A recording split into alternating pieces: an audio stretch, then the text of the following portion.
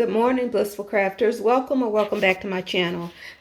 Today we're going to be doing a rhinestone tumbler cup. The materials that we're going to be using for this particular project, starting from left to right, we're going to be using a ruler to measure our design. I'm going to be using a tumbler cup to place my design on my cup. We're going to need some type of tape, adhesive tape, to apply the design to the cup. We're going to need a permanent vinyl, which this is a Cricut. You can use Oracal or whatever permanent vinyl that you have. I already have my design cut out. We're going to need a tumbler. This is a new tumbler. I sanded it down. Gonna need sandpaper because you need to sand it down before you apply the stones. And this is a cup that I did a design on and it didn't come out right. So I spray painted it, and I'll probably be using this in a different video to make another design. But just showing you, you can use a new cup or you can use an old one that you already have. Just spray paint it and sand it down with your sandpaper and go from there. I think this is a 200 grit sandpaper. I'll put it in the bottom in the description. And you need some scissors to cut your design out. And you need something to weed your design with. Some type of weeding tool to weed your design with. Other things that you're going to need for this project, if you're sanding down your cup, which you should sand down your cup, I used a face mask so that all of the particles, dust particles, wouldn't go into my nose. You're going to need liquid fusion or some type of glue to glue your stones down with. I have the SS20 stones in fuchsia. I have SS20 stones in crystal. And I have a mixture of stones that are 4 millimeter to 10 millimeter in clear to fill in the spaces. And I also have 4 millimeter to I think it's 30 millimeter in here, just in case I have to fill up some space on the cup. You're going to need a tool to pick up your stones with. I have this one, and I also have this one. And you can also use the little pencil tool with the wax on the end of it. But these are the materials that I'm going to be using for this project. Okay, so the next step is to place the design on your tumbler. The way I place my design on the tumbler is, I made this tumbler holder, but the way I place my design on the tumbler is I line my design up to try to find the middle by the top, the little ledge on my top. I use that as a center mark. So whenever you're lining up your design, find a center mark or mark something on your cup so that you know just about where your center is on your cup. So once you do that, the design that I use, I started off with a regular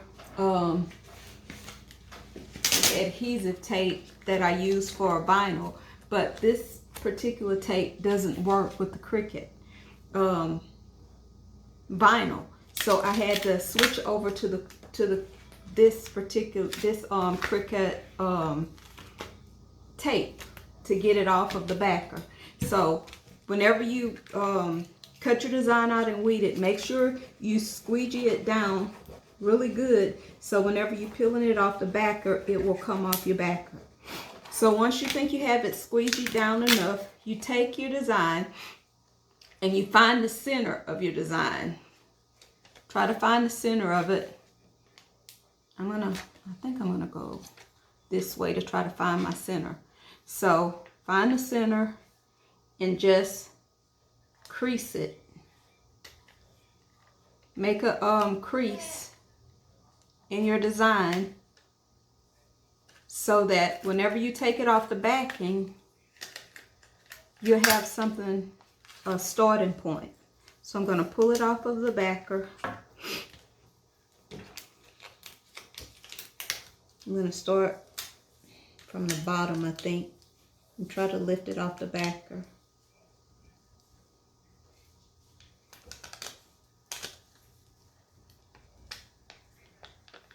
Just take your time and lift it off the backer. Once I get it lifted off the backer, I'll show you how to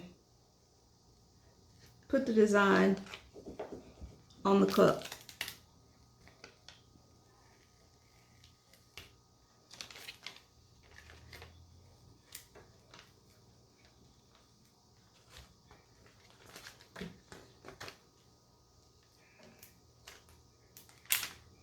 Okay, move that out the way.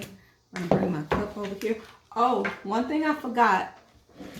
Whenever you clean your cup, whenever you sand your cup down, I've already washed my cup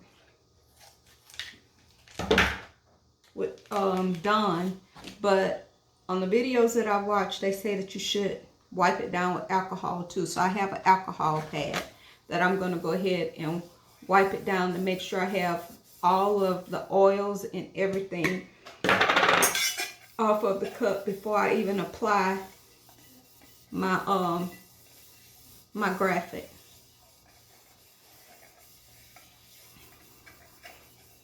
So once you get it wiped down really good, you need to let it dry. Now that my cup is dry, I'm going to go ahead and put the graphic on there.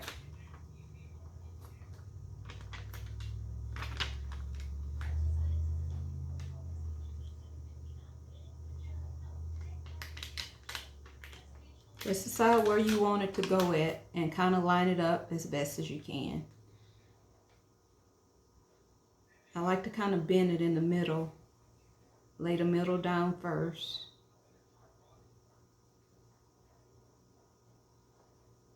And then smooth one side out at a time.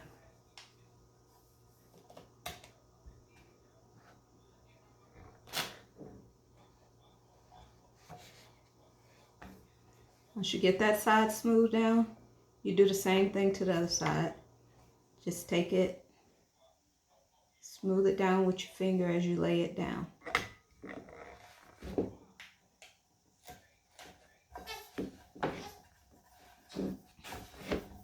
Make sure you get it smooth on there really good so that you don't have any air bubbles. Just using my finger. What I'm going to do is I'm going to start at an edge and I'm going to start trying to take the adhesive off of the design. Just going to take my time until I get it all off.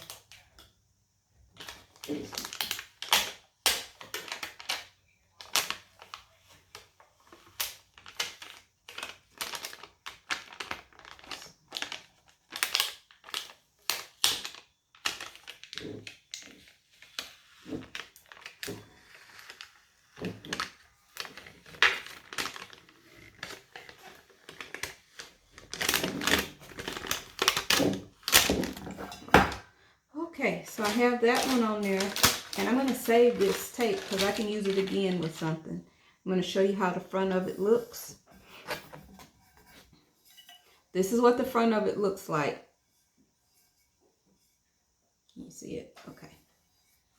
So right now I just want to make sure that the design is really stuck on really good. And then I'm going to put my other design on the other side. The other design is going to be my name, and I'm going to put it in the center on this side of the cup.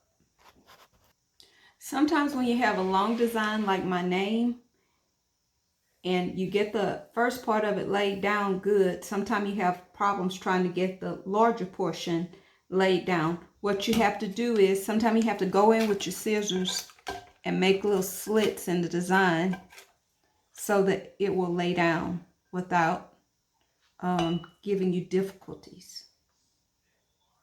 So I only had to put one little slit like right in here and up at the top to get it laid down. And I'm going to smooth it out again with my hand. And I laid it on there as straight as I could make it. I'm not very good at lining things up, but I think it's going to look good anyways. So I have my name put on my cup. Wrong way, Tammy. Have my name put on my cup on this side, and on this side I have a fleur-de-lis put on there. So the next step, I'm going to start putting on the stones. I'll get right back with you. I'm going to start by pouring a few of my stones out. These are the size 20. I think I'm going to use some 20s in there. And then these are my filler stones. They're different sizes. Whichever size that I think that will fit in a particular part of the design, that's what size I will put in there. I think these might be 10s. Oh, you can't see those. I think these might be 10s. Where's that? Let's see. I know I'm gonna have to mark them. If you're not sure what size stone you have, this came with my my rhinestones. So I can just place my rhinestone on the little dot and it'll pretty much give me an idea of what size stone that I'm getting ready to use. Also, I got this syringe so that I can put glue in it. The glue that I put the stones on, I was told, well, according to the video, this will make you be able to put just a little bit of glue on at a time so that you don't get the glue on your stones. So I'm going to put some glue in this syringe, and I have a tip on there. I might have to change the tip out if too much glue comes out at a time, but right now this is what I'm going to start off working with. Okay, so I'm going to get started. So I'm going to start on my name. I think I'm going to start on my T. I'm just going to find a place to start, and I'm going to put some glue down, not too much.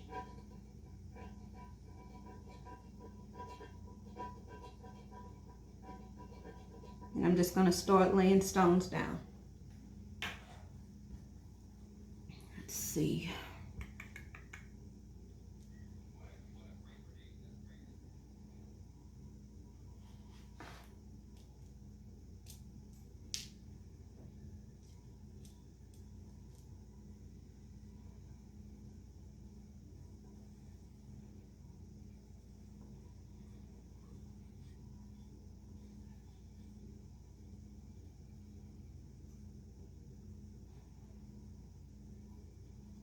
I'll bring you back later to show you how the name is going.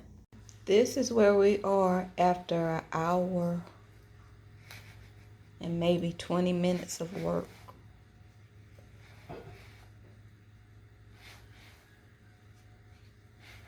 So far, I'm loving the way it's looking.